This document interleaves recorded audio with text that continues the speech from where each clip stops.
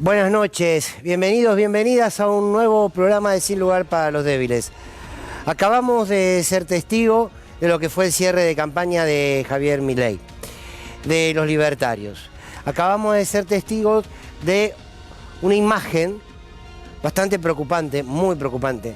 Creo por momentos mucho más de la que lo podemos expresar en palabras, de lo que es un fanatismo irracional. Hoy, uno de los estadios de la ciudad de Buenos Aires fue el epicentro de todo lo que no queremos en la Argentina.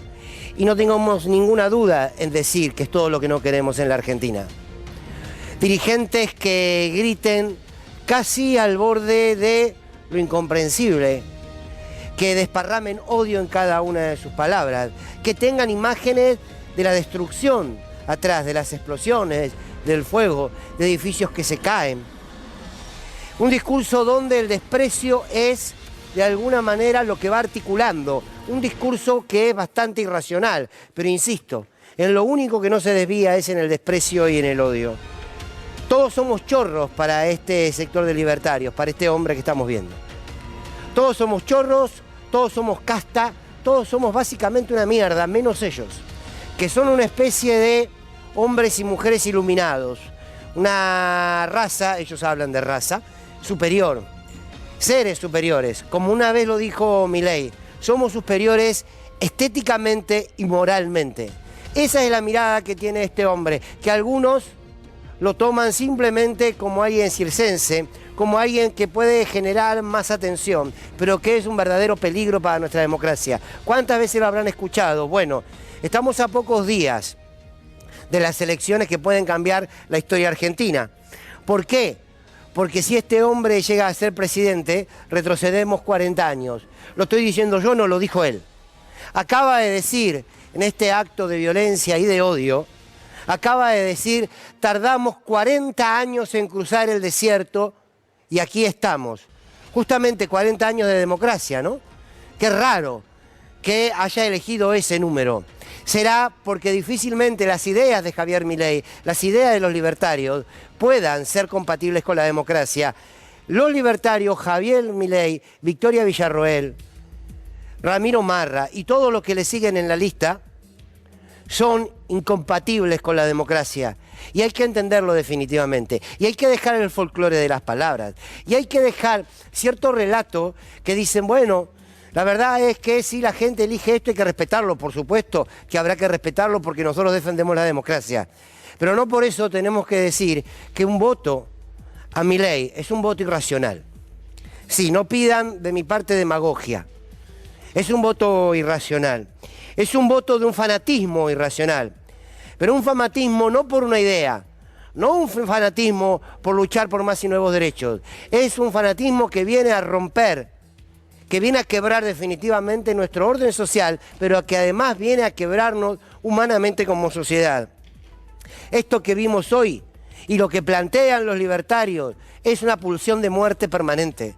Es de alguna manera regodearse con el horror, regodearse con el dolor, regodearse con el estallido, regodearse con que todo se rompa sin saber por qué. Son simplemente la ruptura, la reacción ante lo que está, sin nada para proponer después.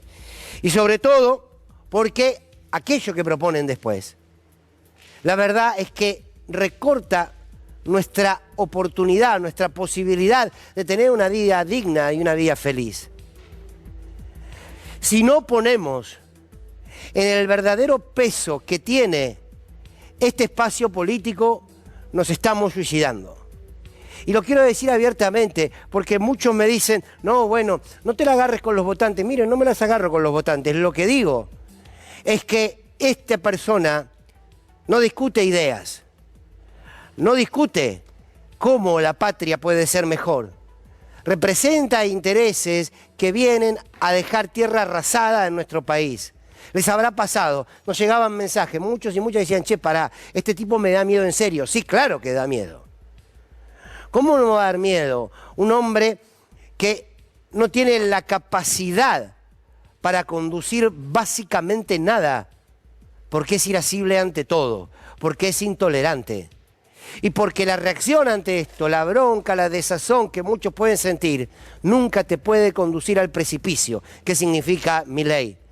Y hay que dejarlo claro, porque la democracia nos permite a todos y a todas participar en ella, postularnos a lo que querramos, ser votados, y está muy bien, y ahí lo respetamos todos, pero ojos con aquellos que utilizan los instrumentos de la democracia como trampolín para destruirla.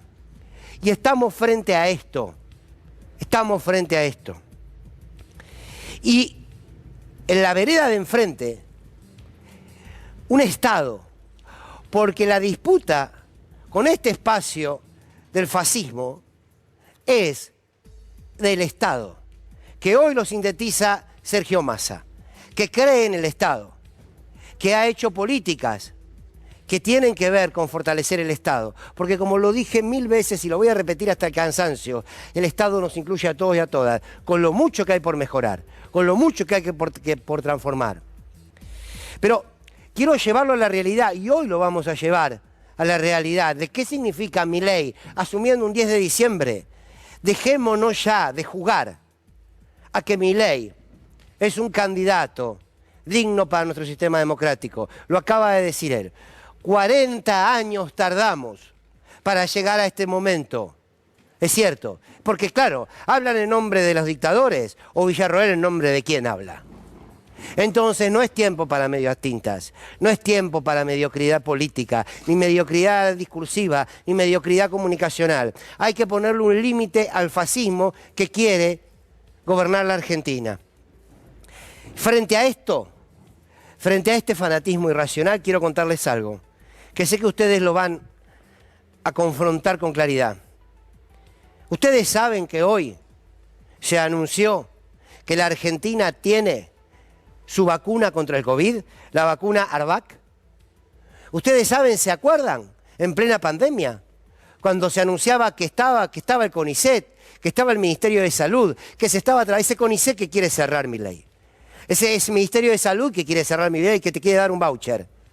Bueno, ese Ministerio de Salud y ese CONICET venían trabajando año a año para tener la vacuna contra el COVID. Y hoy la Argentina tiene la vacuna contra el COVID. Ahí está. Se preguntaron, pero de verdad se preguntaron, ¿qué hubiese sucedido? Ya sabemos con Macri, con un Milei en plena pandemia.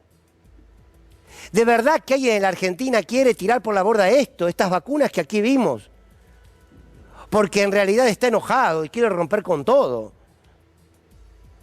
Hoy tuve la oportunidad de hablar con la ministra de Salud, con Carla Bisotti. Y ustedes saben, uno fue dolorosamente crítico con este gobierno, pero uno se saca el sombrero ante la gestión que hizo Bisotti y ante la gestión que hicieron enfrentando la pandemia, ampliando el sistema de salud. Este gobierno, también por responsabilidad del presidente de la Nación, consiguió todas y cada una de las vacunas que había en el mercado mundial y además, construyó la suya propia. Es el Estado quien hizo la vacuna, que ahora nos vamos a poder dar gratuitamente. Como es el Estado quien, por ejemplo, va a poder exportar estas vacunas. ¿Ustedes piensan que esto no tiene valor? Alguien de todos los que hoy estaba casi atomizados con este fanatismo irracional, vivando frases de odio, ¿es consciente de lo que significó la vacuna contra el COVID y ese sistema de salud fuerte? El otro día escuchábamos y nos enterábamos que la pobreza de nuestra niñez, de los menores niños y niñas jóvenes de 16 años, llega a un 7,4%. ¿Saben de cuánto sería la pobreza infantil si no estuviese la asignación universal por hijo, si no tuviese la tarjeta alimentar? Llegaría casi a 10 puntos. Superaríamos los 7 millones de niños y niñas pobres. Porque eso es el Estado. No es una discusión abstracta. No es una discusión abstracta, es eso el Estado. Es la vacuna contra el COVID, es tu asignación universal, es tu tarjeta alimentar, es un programa social. Es eso el Estado, no es el demonio. Bueno, lo vimos con el subsidio de los transportes. Quiero decir, si vos en este momento de esta guerra bestial que se está dando en Medio Oriente. Estabas en Israel porque fuiste de vacaciones, porque tenés familia. ¿Saben por qué hoy la Argentina tiene más de 600 repatriados? Porque estaba el Estado con su aerolínea de bandera. No hay mucho análisis para esto, ¿eh? No hay mucho análisis. Y también una gestión del canciller de Santiago Cafiero. Es el Estado. El mercado no te iba a ir a buscar. El mercado te iba a preguntar si tenías la plata para pagarle. Y el mercado iba a evaluar si esa ruta aérea era lo suficientemente confiable y rentable como para ir a buscarte. Si no estabas allí, en el medio del horror. Como podíamos haber estado, como en Brasil, en el medio del horror, que lo estuvimos, pero 10 veces peor, en plena pandemia. Como el horror que significa la pobreza y la desigualdad, sería 10 veces peor. Milei está en contra de eso. Ustedes dirán, sí lo tenemos claro. Quizás les pase lo que me pasa a mí, que tiene que ver con decir, a ver, ¿puede alguien no ser consciente de esto? Los que reciben el plan Cunita del Ministerio de Salud de la provincia de Buenos Aires, de Nicolás Kreplak, ¿de verdad que creen que bajo este gobierno van a tener ese derecho, esa oportunidad? Los ancianos, hombres y mujeres, que del PAMI tienen nuevamente los medicamentos gratis, ¿de verdad que creen que con ese fanatismo irracional que solo quiere destruir van a tener una vejez distinta, mejor, y van a poder pagar esos remedios? Y ustedes me dirán, bueno, pero estás haciendo campaña del miedo. No, es la campaña más real. Y sí, es campaña. Sí, claro, lo digo abiertamente, sí, claro. Uno tiene la responsabilidad de estar frente a un micrófono, entre otras cosas, para que el fascismo no avance. Quiero cerrar con algo, que es, esta mañana, al mediodía, en el programa de Antonio Fernández Llorente y de Valentina Caf, un colega estuvo haciendo notas, creo que fue en Retiro o en Constitución, y le preguntaba a hombres y mujeres que iban a subir al tren, le preguntaba si estaba de acuerdo con esto de quitarse el subsidio y de pagar 20 y pico de pesos a pagar 1.100. Mucha gente fue opinando, y una mujer en particular, nada con ella, por supuesto, lo tomo como el mensaje, tomo el mensaje, le preguntaron y dijo, sí, me parece muy bien, hay que pagar lo que hay que pagar. Hay que pagar lo que corresponde, decía la mujer. Yo me preguntaba, ¿qué será lo que corresponde? ¿Quién determina qué es lo que corresponde?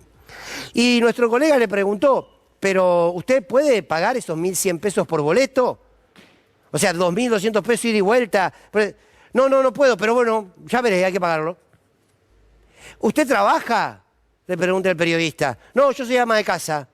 ¿Y cómo va a poder pagar por eso? No importa, hay que pagar, porque esto tiene que... Señor, ¿usted va a votar a Milei? Sí. Bienvenidos.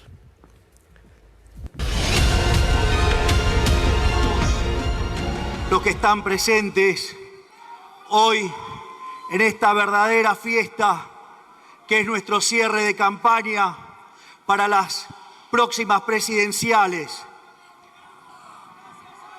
Probablemente hayamos pasado el desierto de los 40 años para llegar a la libertad. Todos, pero por consideración a mi religión católica, por respeto a esa religión, creo que habría que imitar lo que hizo el presidente Roca. Esto es suspender las relaciones diplomáticas con el Vaticano mientras...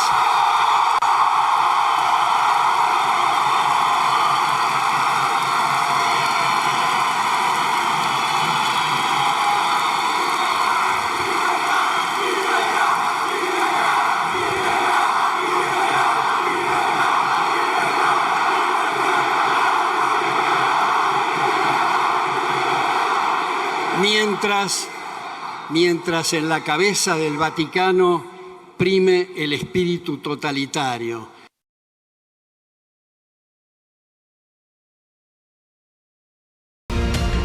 Bueno, buenas noches a todos y a todas, colegas. Bueno, estamos como todos... A ver, no nos sorprende lo que escuchamos, ¿no? Pero no deja de impactar, ¿no? Me parece que pasa por ahí. Sí, la verdad, sobre todo la metáfora que hay que subrayarla para recordarla de los 40 años, ¿no? Este juego medio capcioso y terrible que remite a 40 años de democracia, que para el señor Milei son pedregosos y difíciles para llegar, obviamente, al lugar donde él pretende, que es a la dictadura. Porque estamos frente, insisto, a un gran peligro en la Argentina, que muchos están viendo y que es paralelo a lo que vivieron los brasileros con Bolsonaro y lo que vivieron en Estados Unidos con Trump. Estamos frente a un modelo neofascista que habla de libertad y que en realidad lo que pretende imponer es la violencia al interior de la sociedad argentina. Ana. Sí, primero, antes que nada, lo que pienso es que lo que vimos recién es un show. No es un cierre de campaña, ni siquiera lo podemos como catalogar como cierre de campaña, no se escuchó ni una sola propuesta, todo fue alrededor de los gritos, de saltos que en realidad respondían solamente a palabras que incitaban el odio. Yo lo que creo es que se quiere romper un pacto que hay en la sociedad argentina que tiene que ver con la democracia. Intentan romper el pacto que tenemos en la sociedad, entre todos y todas, que tiene que ver con la democracia. Y es a lo que apunta, por eso el show es semejante. Sí, ahora es cierto, estaba notando eso, me parece muy interesante la síntesis. Sí, busca romper pactos, busca romper acuerdos, pero todo tipo. Los pactos más humanos, más sensatos, los pactos democráticos, los pactos o los acuerdos legales, digamos, la misma normativa legal. No reparan nada. No, pero metodológicamente ha sido lo suficientemente astuto para robarse 2 o 3 palabras. Libertad es una de ellas, libertario es otra. Hablábamos con Jorge Loma acerca de lo que eran los anarquistas, ¿no? Los ácratas, que eran gente que le tiraba bombas a los jefes de policía, no que iba a llevar a la policía para reprimir. Bueno, se robó un par de palabras y tienen para dialogar un estilo que consiste en 2 gestos. Uno es gritar y el otro es hablar de una manera errática acerca de cosas sobre las cuales ninguno de nosotros puede responder. Nombra un austríaco, le queda un austríaco por nombrar, uno que estuvo preso en la cárcel ahí en la frontera, un cabo con bigotitos chiquititos, estuvo preso y escribió un libro llamado Mein Kampf. Ese también lo debe leer. Mariano. Buenas noches. Yo pensaba, y siempre pienso cuando veo este tipo de imágenes que lamentablemente se nos están haciendo cada vez más frecuentes, ¿cómo llegamos a esta situación? ¿Por qué estamos en esta instancia? Pensaba también que en circunstancias de relativa normalidad, es difícil también hablar de normalidad en un país como la Argentina, donde la norma prácticamente es la incertidumbre, la tensión, pero supongamos una instancia de más tranquilidad, un fenómeno como el de Milei no debería pasar de una anécdota risible, como ha sido históricamente los personajes como Biondini, Bonacci y otros que no pasan de lo caricaturesco. Bueno, de alguna manera Milei viene a enseñarnos que se rompe el teorema de Baglini, porque definitivamente muy lejos de posicionarse, de tender hacia el centro cuando está más cerca del poder, que es probablemente el momento más importante que tiene Milei en su historia política, muy por el contrario, redobla la apuesta. Y esto también en algún sentido rompe con una tradición histórica y de la democracia argentina. De nuevo, todas estas sorpresas que nos depara este periodo, este proceso electoral, a mí me llevan permanentemente a la misma pregunta. ¿Por qué llegamos acá?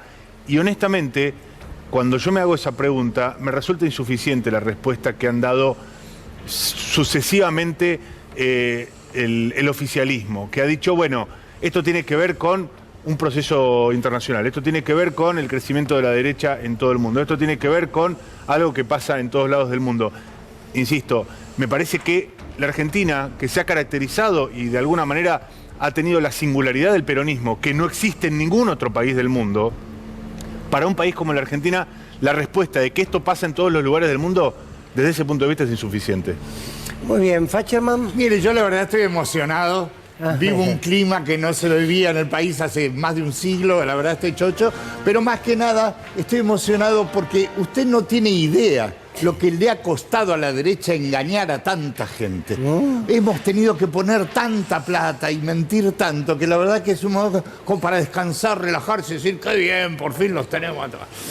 A mí me sigue preocupando. Hoy pasé por el estadio en donde hizo el cierre de campaña Milei, mucho joven. Bueno, de hecho, Lautaro Maglin estuvo, antes de que comience el acto, y yo escuchaba el testimonio de un chico muy joven que decía, yo prefiero tener en la mano $80 que 80.000 pesos. Hablamos de eso. Porque claramente el discurso ya de $80.000 no van a ser 80.000 pesos, ya está. Pero digo, prefiero tener igual $80, decía. porque es una moneda segura, porque el peso argentino no vale nada, porque no sirve para nada, bla, bla, bla, bla, bla. Ahora, ¿qué pasa con la pelea cultural, comunicacional que se da? No llega, no atraviesa, porque uno siente, después si quiere lo discutimos, uno siente que no es una cuestión de ideas. Quiero decir, hasta te puedo comprender al tipo que vota Bullrich. Sí. ¿Qué sé yo? No, pero de verdad, porque... Pero bueno, Fer, ¿con qué armas las das la pelea cultural? Esto es. ¿Con 140% de inflación? ¿Con qué armas las das? ¿Con una pérdida del poder sí, pero adquisitivo no te puede, sistemática? tenés razón, pero no te puede llevar al precipicio eso. A ver, yo digo, la bronca, la plata no alcanza, está bien. Y yo cómo no me voy a poner en el lugar de millones de argentinos que están en esta situación. Ahora...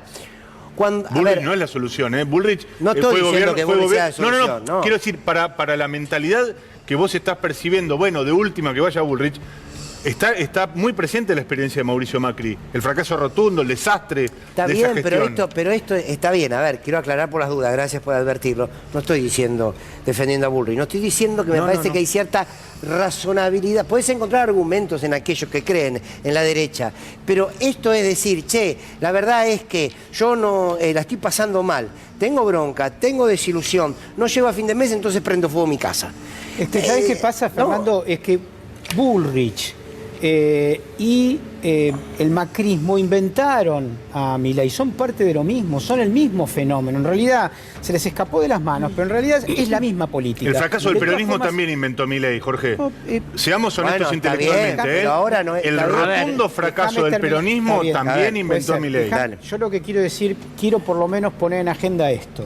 Digamos, acá hay una cosa, efectivamente local, hay un tema internacional que están convergiendo para explicar lo que está sucediendo en este momento. Pero hay otro elemento más clave que me parece que es importante. Creo que Argentina tiene, y lo vamos a ver probablemente el domingo, reservas en el marco de su historia para dar una respuesta frente a este desafío terrible que está viviendo nuestro país. Creo que Massa, en el marco de la situación que agarró la cuasi presidencia de la cual hoy es el máximo representante político de la Argentina, está haciendo una campaña y está dando respuestas en lo que puede, en una situación muy complicada que va a poder posicionar al peronismo nuevamente el domingo en una elección positiva. Yo no hablaría de un fracaso del peronismo, pero de todos modos... Después lo seguimos debatiendo porque, bueno...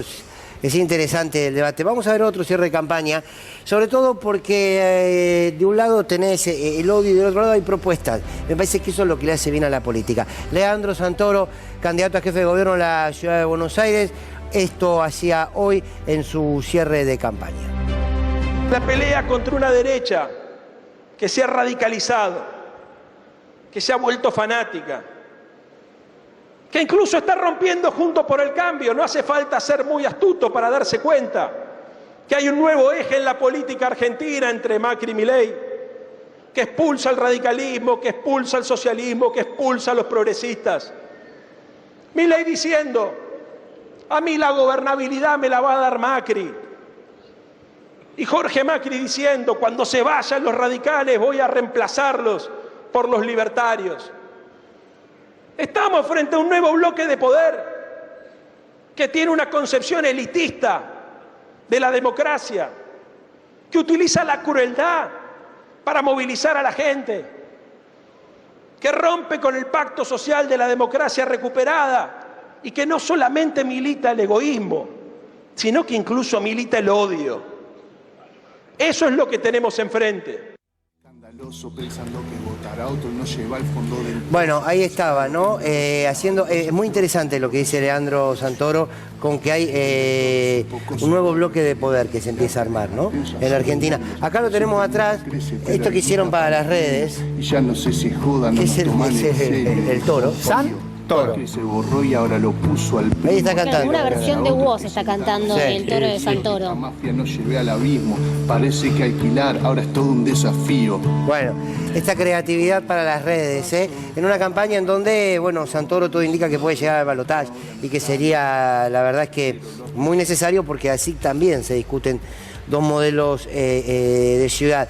Pero también es para retomar la idea de este nuevo bloque de poder que se empieza a reconstruir en la Argentina. Porque en el caso que se llegue este domingo a un balotaje, a ese balotaje vaya Sergio Massa y Javier Milei, estamos frente por lo menos en este contexto histórico, a lo que podemos decir el fin de Juntos por el Cambio. Déjame agregarte una cosita que ahí lo mencionaba Leandro Santoro, en esto de quieren expulsar a todos los que no piensan como ellos. En el acto de Milei cantaban el que no salta es radical, entre otras cosas. Ajá. O sea, al grito todos el que no salta es radical. Una consigna que se ha cantado muchas veces, discúlpame. Pero sí, pero era en un contexto de bronca y odio. Lo que digo es que el comienzo de este camino del que habla Leandro, en realidad empezó hace mucho. Recuerdo, yo conducí un programa a la noche hace muchos años que estaban Paula Penaca y Santoro. Y decían lo mismo. En un momento yo le digo, bueno, macho, ¿por qué no se juntan y empiezan a hacer algo? Les llevó mucho tiempo. Digo, se deberían haber dado cuenta igual que las dirigencias radicales y peronistas. Decía que no era un fracaso peronista, sino el fracaso de la administración peronista, que es muy distinto. Bueno, está bien, sí, está bien. Un buen punto. Bueno, Mariano, vamos por el lado de relaciones exteriores. Relaciones exteriores, Mondino, Malvinas. Gestión. Bueno, es muy interesante cuando se ponen en escena, ustedes recién marcaban con mucho tino que el cierre de campaña de Javier Milei había estado carente de propuestas. Bueno, cuando empieza a desmalezarse un poco y cuando ya aparecen los referentes, que en definitiva son quienes eventualmente se harían cargo de una gestión, creo que es donde surgen las respuestas más interesantes. Vos fijate que de la serie de dislates que han dicho en las últimas semanas, en los últimos meses, desde que empezó la campaña, los distintos referentes de La Libertad Avanza, uno de ellos había sido Diana Mondino, a quien se indica como la responsable de relaciones externas de un eventual gobierno de Javier Milei, que había dicho, bueno, su propuesta para Malvinas es escuchemos lo que tengan para decir los isleños, que va en claro contrasentido de lo que ha sido una de las pocas líneas históricas y que se han mantenido de manera incólume a lo largo del tiempo, que es, bueno, acá no tienen nada que opinar los isleños son una población implantada por parte del invasor británico, y por lo tanto la única negociación posible es entre Estados, la Argentina y el Reino Unido, respecto de la soberanía de las Islas Malvinas. Aquella declaración, que luego había ido y vuelto, hoy fue puesta nuevamente en discusión. Hubo un encuentro muy interesante organizado por el Consejo Argentino de Relaciones Internacionales, para las Relaciones Internacionales, Flaxo, la Organización de Estados Iberoamericanos, etcétera, que reunió a los 3 referentes en política exterior de La Libertad Avanza, Diana Mondino, como habíamos dicho, Gustavo Martínez Pandiani, de Sergio Massa, y Federico Pinedo por el espacio de Bullrich. Vamos a ver qué pasaba. Nosotros vamos a seguir defendiendo la soberanía argentina sobre las Islas Malvinas, siempre, en todos los casos, en todos los foros, sin excepción. Y nuestra principal preocupación son las familias de los caídos, son los excombatientes, son los argentinos que hace mucho tiempo venimos pidiéndole al Reino Unido que se siente a negociar. No hay un tercero en la negociación. Nosotros no aceptamos el principio de autodeterminación que algunos parecen poner en la mesa del lado argentino. Es la primera vez en 40 años de democracia, y acá hay muchos que han dejado su vida por Malvinas. Es la primera vez en 40 años de democracia que una parte de la política argentina coincide con la posición del Reino Unido. Inédito, inexplicable. No existe el principio de autodeterminación en el caso Malvinas porque es una población implantada por la potencia que ocupó las islas. Punto. Punto. Un comentario tal vez demasiado simplificado. Cuando uno dice que dentro de una cadena de valor uno puede estar distintos roles, por definición uno se está asociando en esos casos. No existe otra posibilidad. Con lo cual, estoy de acuerdo que tenemos que ser socios porque de otra manera no puede ser. Estoy de acuerdo con lo de Malvinas porque está escrito en nuestra Constitución Nacional. Estoy de acuerdo que tenemos un serio problema de comprensión de texto de nuestros jóvenes y de potenciales cancilleres porque no pueden leer lo que uno ha dicho. Bueno, retrocedió un poquito, ¿no? ¿Viste cuando tienen que poner una aclaración al pie de página que se pone, o cuando termina un aviso y una vocecita rápida dice promoción no válida? Bueno, básicamente lo que hizo fue eso. Ahí lo escuchábamos primero a Gustavo Martínez Pandiani, un diplomático de carrera, actual 32 años. en Suiza. Actual embajador. Y luego escuchábamos a Diana Mondino diciendo en este disclaimer, entre comillas, por usar un término en inglés, bueno, sí, respetemos la Constitución. La Constitución dice que es irrenunciable el reclamo soberano respecto de Malvinas, el archipiélago austral, etcétera, etcétera. Y esto me parece que nuevamente pone en escena algo. por un lado está el show, que probablemente haya un voto muy aferrado a ese show y a ese personaje que ha construido Milei junto con sus seguidores y el equipo que lo acompaña. Y luego están las propuestas que se deshacen en el aire. Básicamente, cualquiera de los temas, la dolarización, la venta de órganos, la venta de armas, ahora la paternidad que puede ser renegada, etcétera, etcétera, todas se desvanecen permanentemente y esta es una más. Bien, sobre esto Ana preparó un informe de ver cómo podemos trasladar todas esas promesas de ser gobierno Milei a la realidad. Bueno, y arranquemos con los trenes, porque sin duda es una de las declaraciones o una de las propuestas de Javier Milei de las últimas horas que más ruido hizo. Escuchemos a Javier Milei hablando de qué haría con los trenes en el caso de llegar a ser presidente de la nación. ¿Los trenes que son del Estado? Mirá, no podemos seguir con estos niveles de déficit. Es decir, no podés tener estos niveles de déficit. Y la realidad es que es un oxímoron tener un Estado empresario, porque no cumple el rol de un empresario. Entonces, la realidad es que debería correrse el Estado del medio, porque la verdad es que cuando lo hace el sector privado lo hace mucho mejor. O sea, los trenes deberían ser privados. Sí, absolutamente. De hecho, cuando teníamos el mejor sistema ferroviario del mundo era inglés. Sí.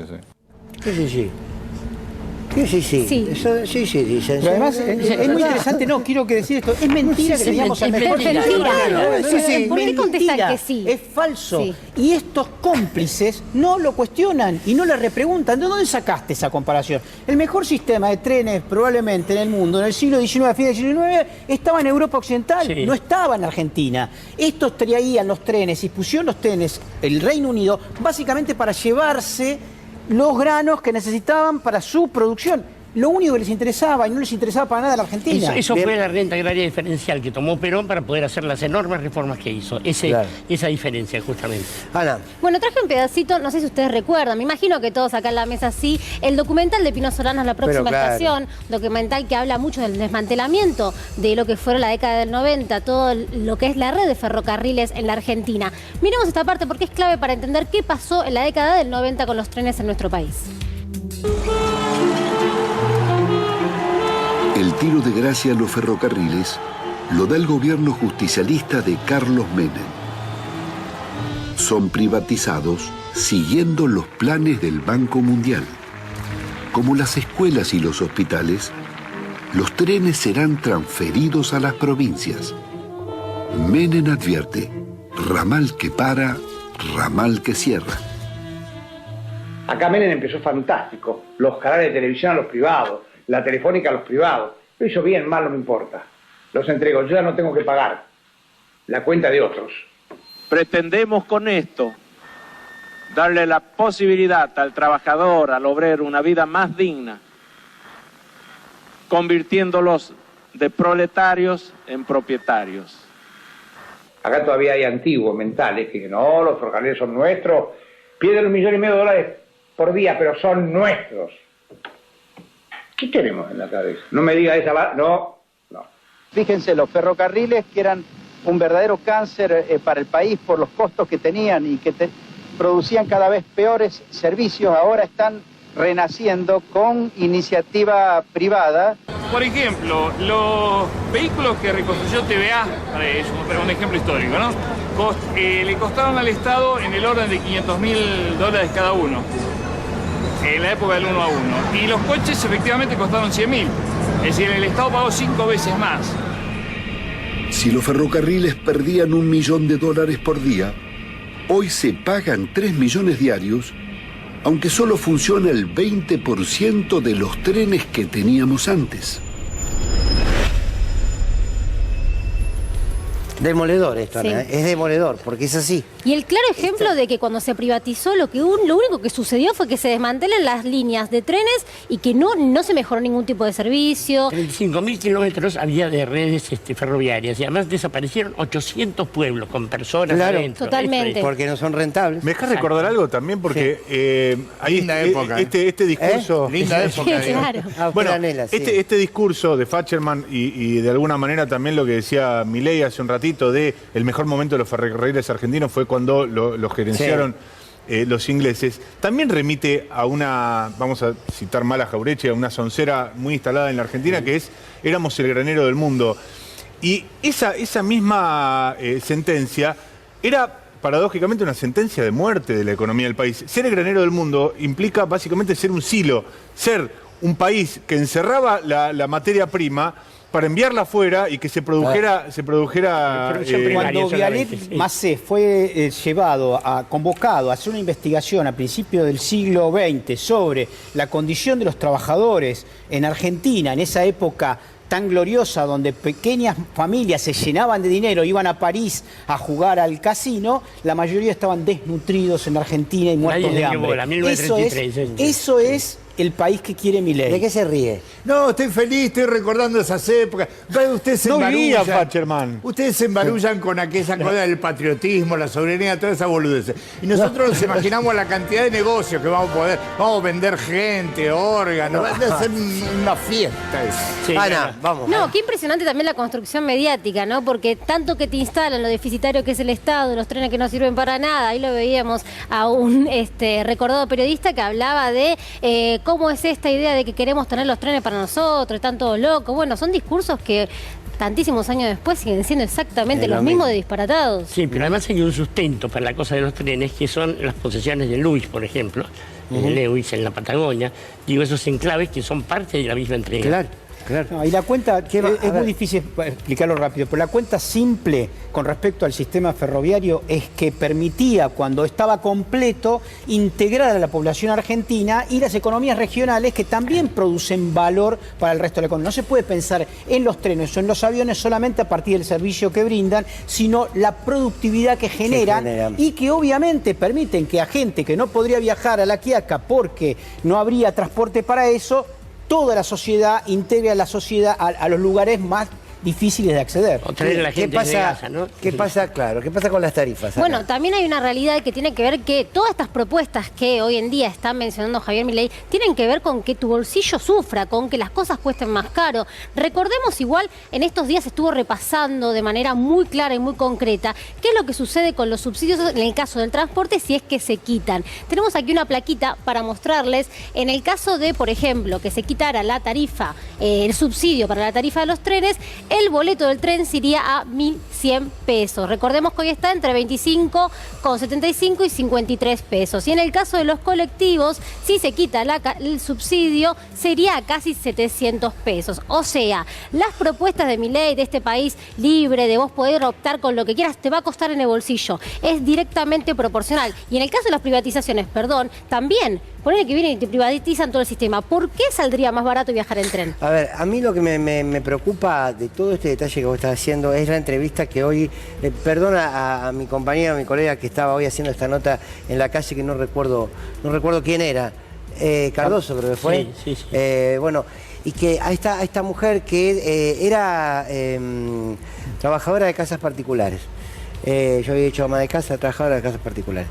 Y que ella daba por hecho que estaba bien esto, que había que pagar 100 pesos porque es lo que corresponde, y era consciente que no lo iba a poder pagar.